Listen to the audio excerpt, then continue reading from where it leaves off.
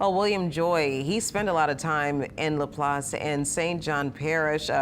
He joins us right now in studio, and we've been following your coverage from Laplace, and that's one of the areas where we've seen a lot of tweets of people that needed assistance, that needed rescues. And the last time we checked in with you, someone was actually in the process with the National Guard of going through the community to do rescues, right? Right, yeah, no, it was Louisiana. Their Fish and Wildlife had basically duck boats that were going through and rescuing people. I'm sure it has a technical name. But we were out there with a drone earlier, and we have video basically of what Laplace looked like. And you can see it's really large portions of it are just entirely underwater. I mean, there were people, you can see a truck there. There were some trucks much larger than that tried to make it through. Really a lot of boats that were out there trying to rescue people. The drone just flew by that Motel 6. That's where some people were staying. We saw a couple people trying to wade through the water, which, as a reminder, you know, crews say don't try to wade through the water because you never know if there happens to be an energized line down around there. But there are people who were literally carrying suitcases out of that motel that were, you know, trying to hop onto boats, into trucks, basically trying to get out. And it wasn't just there as well. As you mentioned, we were actually in a neighborhood as well. We were on the ground. And there, you can see actually a truck driving through as well, trying to wade through that water, which again can be dangerous. This is just to give perspective on Main Street. So that truck is headed away from I-10, kind of coming south there on that Main Street, US 55 is what we're talking about there. So again, you can just see how widespread the flooding was in that area. And what was really heartbreaking is we were over in neighborhoods too, really like on the ground. As I talked about, the Louisiana Fish and Wildlife people were in there trying to basically shuttle people out. And I asked them, I said, how many people have you been rescuing? And they said, really not that many. I mean, there were some people that we talked to out on kind of the corner street that were waiting for friends, families, or really shuttles to take them other places. And we have video from inside those neighborhoods as well. And as we were driving through, you could really tell there were I mean, shingles missing from homes and certainly siding as well. But even more than that, I mean, there were certain places where there were just roofs ripped up, and not just homes, but a church as well, a nearby school that we're talking about. And I think that's really the takeaway I had, was just how widespread it was. I mean, I talked to one family that was in that neighborhood where there was really bad flooding, and they were saying that inside there, they actually had to carry one of their elderly relatives upstairs to avoid these floodwaters. Believe it or not, the water has actually gone down a lot from where it was earlier in the day. The family said several feet, and that's one thing we noticed as we were riding through. That's actually the mom that I was talking about earlier that had to be carried upstairs. So you could see as we were riding through, that water line like 3 feet up on front doors. So you're seeing right now these images from this neighborhood. Picture this several feet higher. Now, as I've talked about, you can see some of the damage to homes. One man that I talked to said that he was on a tabletop with his family trying to stay above the water. And what was frightening, and we saw these reports on social media last night, was a lot of people didn't have cell service. And if they did, it was spotty, and people didn't know. I mean, when water starts coming into your home, you don't know, oh, that's going to stop after a couple feet. I mean, it was really rushing in at some points, and people got, you know, incredibly concerned. I mean, fearful is what they said. And the damage, again, just really widespread. And I'll be honest, I mean, that was really my takeaway from driving around all day. You know, we started the day in Lower St. Charles Parish, right, in Des Allemands, and just driving around and seeing just how widespread the damage was. And there's not one place where you can point to and you can say, oh, this place was really hit hard. I mean, it's just going to be a very large cleanup effort, really, for a lot of people, both from the flooding aspect and the wind damage. But I'll tell you one other thing too, and you guys have done an awesome job just hearing you and watching the coverage when we can and giving these moments of hope. And I want to say that too before I kind of finish this up, which is, as we were driving around, you see these giant power lines down everywhere, right, and these massive trees, but there are also like these little moments of hope, right, that you can cling on to. And I saw like one woman picking up, just shingles in her front yard, which, wasn't making a huge difference, but it was like, all right, I'm going to do what I can when I can, right? I saw another person just picking up small branches in their front yard. We were interviewing a family down in Des Allemands, and while we were talking to them, the man who had actually given them shelter because their roof had collapsed had put up his American flag, right, like while we were talking to them. So it's just these moments of hope, nothing big. The crews are out doing those big repairs, but after a storm like this, it can just feel, and it does right now, overwhelming. But I think that's one thing we need to really hang on to, is just the small moments, and we're going to get there one step at a time. About the humanity in people, yes. And just the wonderful ways that we help each other and we come together And unfortunately, these people have done it before. And we're looking at that video again, William. This is really spectacular flooding that we're seeing there. We last night had asked Parish President Hotard about the hotel because we had gotten reports that that hotel had needed evacuations, and she couldn't confirm it last night because the weather was still too bad when we were on the air. But that's interesting to know that they actually did have people that they had to get out of that hotel.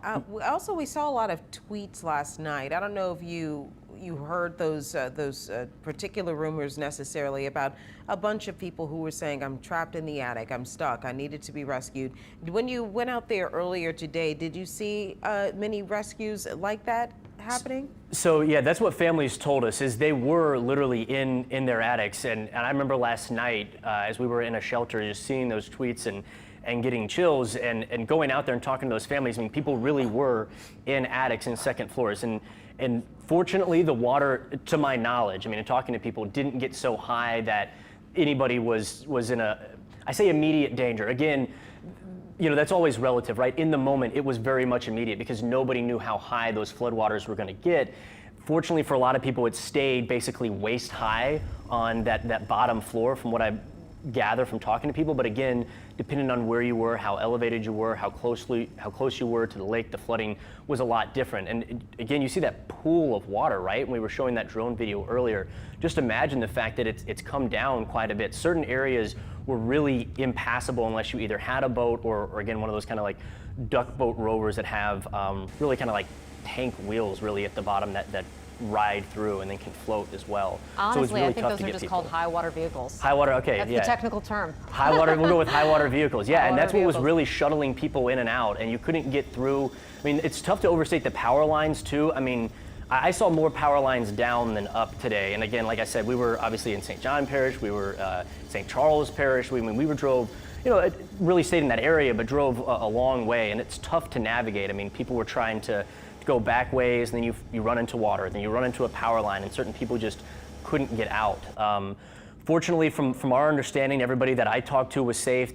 All their neighbors were safe. You know, maybe we'll get reports later on, but certainly, despite how damaging this storm is and was, it seems like by and large, it's been, you know, relatively, you know, no injuries. People have been relatively safe, but certainly there's water in areas that we haven't seen before. And one other thing I'll note too is the neighborhood we were in just a few years earlier, some people will remember, got hit by a tornado as well. So these people aren't just dealing with flooding and the wind damage here, they recently dealt with a tornado as well. You can see the roof ripped off the top of that Motel 6, and that's what we saw. I mean, again, it's not that there's one area that's incredibly bad or another area. It's just, I think it's just how widespread it is that I think really is, you know, awesome in the worst way when you're driving around. It's pretty overwhelming. Yeah, that's shocking.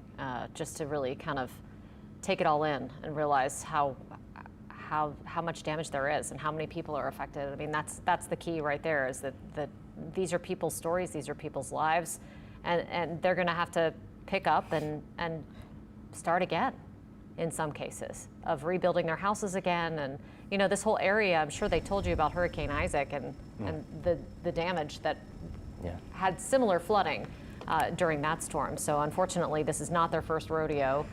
And it's just, once again, that they're having to pick up their lives and do it all over. That's what we heard from people. In fact, the woman leaning over her mother right there, when I talked to her, she actually mentioned, she said, we went through Isaac, you know, we went through this, and I'm not doing it again. And that's something I kept hearing from people today is, you know, we've waited it out before, we're never doing it again. And I think Ida's one that's going to leave. It's going to be a name people remember for a really long time and leave an imprint on people for many years to come. Yeah, I can't thank you enough for your reporting for us. You've done an amazing job of telling these people's stories, and they are such important stories to tell. And it's good to hear that the people weren't actually trapped in the attic, that they were scared. Right. Yeah.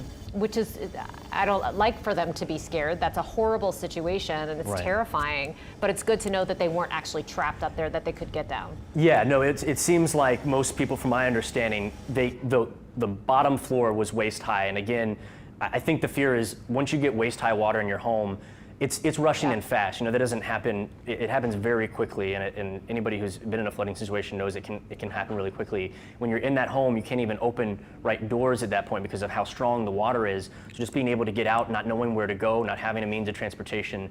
I'm sure last night, or I know last night, talking to these people were some very scary moments. Well, yeah, and the weather was bad. Yeah. It was still pouring. They were still Right. seeing those hurricane effects and those bands from Hurricane Ida. So it's like we don't know when it's going to stop. The rain's coming down, the water's coming up. I mean, it just had to be an unbelievably terrifying night. The one man I talked about the winds too. I mean, that whooshing sound, right, that you can hear. And even when it starts to pick up, you're like, all right, now it's real bad. And then no, it somehow keeps getting worse, right, for hours on end, it feels like.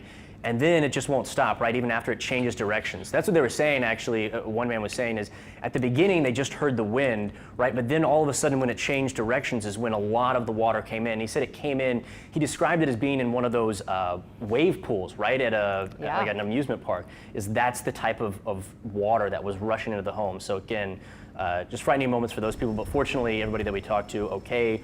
All their friends, their families, their neighbors, okay. And that's one thing that we've talked about all day, but I'll reiterate here, was cell phone service. I mean, people just weren't able to reach out to people, which has been frustrating all day, and hopefully, thankfully, we've seen a little bit of progress from AT&T and Verizon throughout the day, which I know for that entire area. I mean, when I was out there, I had no bars, no cell service at all. Wow. So these people were trying to communicate with loved ones, yes, we're okay.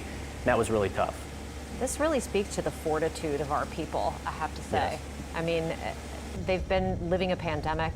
They've gone through these other disasters. They're going through this again. I mean, it's just heartbreaking to think about, but you also have to kind of let that sink in, that, these are some incredibly strong people who are gonna get through this. We know they're gonna get through this. Absolutely. Yeah, and thank you so much for your reporting, William. We appreciate it.